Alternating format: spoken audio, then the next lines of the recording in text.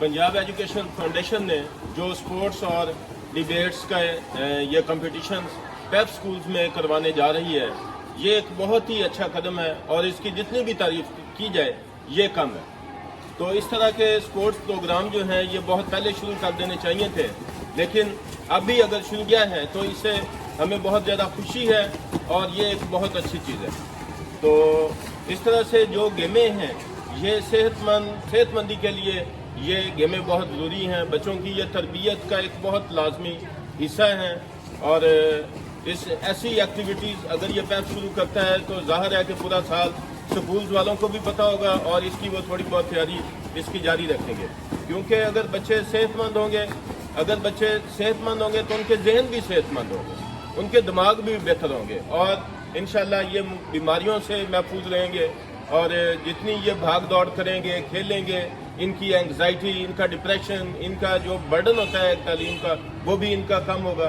तो ऐसी एक्टिविटीज़ जो हैं इनको बल्कि मज़ीद बढ़ाने की ज़रूरत है। इस साल पेप ने स्पोर्ट्स में 3 किस्म के जो गेम्स हैं वो शामिल किए हैं और नेक्स्ट हम इंशाल्लाह उम्मीद रखेंगे कि इससे ज़्यादा गेम्स होंगी और ज़्यादा इसमें बच्चे जो हैं वो इसमें हिस्सा ले सकेंगे और यह कम अज़ कम 1 हफ्ते तक ये होनी चाहिए। स्पोर्ट्स का हेल्थ बेनिफिट के साथ साथ जो सबसे बड़ा जो मैं समझता हूँ वो ये है कि इससे बच्चों में एक हारने का हौसला भी पैदा होता है। अगर फ़र्ज़ करें हार गए तो वो उसको तस्लीम करें और जीतने वाले को खुशी से गले लगाएं और अपनी शिकस्त को तस्लीम करें।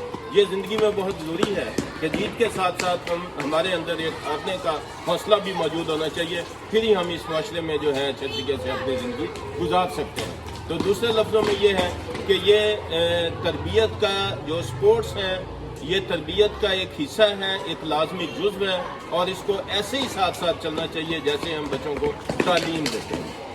इसके अलावा जैसे पेप की जो मुस्बत सरगर्मियाँ हैं हम दिल खोल कर उनकी तारीफ़ करते हैं, बल्कि इस इक़दाम की तो मैं पेप को सलाम पेश करता हूँ कि उन्होंने इस चीज़ के बारे में सोचा।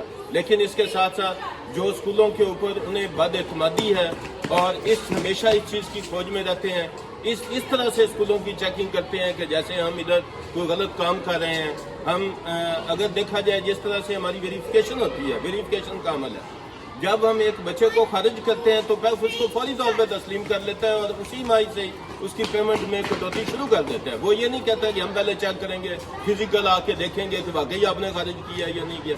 लेकिन इसके मुकाबले में अगर आप कोई बच्चे दाखिल करते हैं, जब हमारे एडमिशन होते हैं तो कई माह तक हमें पेमेंट नहीं दी जाती और पहले उसका नादरा वेरीफाई होता है बच्चा, फिर उसके बाद वो खुद फिजिकल वेरिफिकेशन करते हैं और अगर खुदा ना खास्ता उस दिन कोई बच्चे नए दाखिल होने वालों में से कोई बीमार हो जाए, कोई शादी पे चला जाए, कोई छुट्टी पे हो तो उसकी वेरिफिकेशन नहीं होती। ऐसी चीज़ों पर भी पेप को ध्यान देना चाहिए और जो मसाइल पेप स्कूलों के हैं, जो फाइनेंशियली प्रॉब्लम्स हैं, उसको हल करने की कोशिश करनी चाहिए।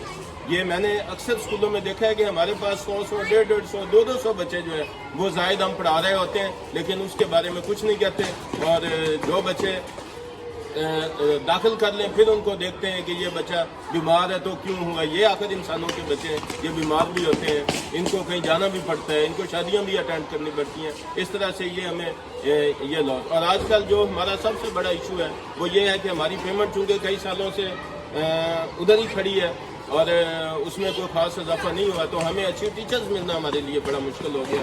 कम पैसों में हम बेहतर स्टाफ रखें, ये हमारे लिए एक बहुत बड़ा मसला है। तो मैं उम्मीद करता हूँ कि इस तरह के जो मसाइल हैं इनको भी देखेंगे। मेरे बहुत सारे स्कूल हैं इधर डिस्ट्रिक्ट पाकपतन में, इस दफ़ा भी वो है, उन्होंने कहा कि हम अपना स्कूल को प्राइवेट कर देना चाहते हैं, पेप से अलावा ख़त्म करना चाहते हैं। तो मैंने रोका है कि नहीं, इंशाल्लाह अच्छे दिन आएंगे, बेहतरी की उम्मीद रखनी चाहिए और बेहतर काम करना चाहिए। अस्सलाम वालेकुम।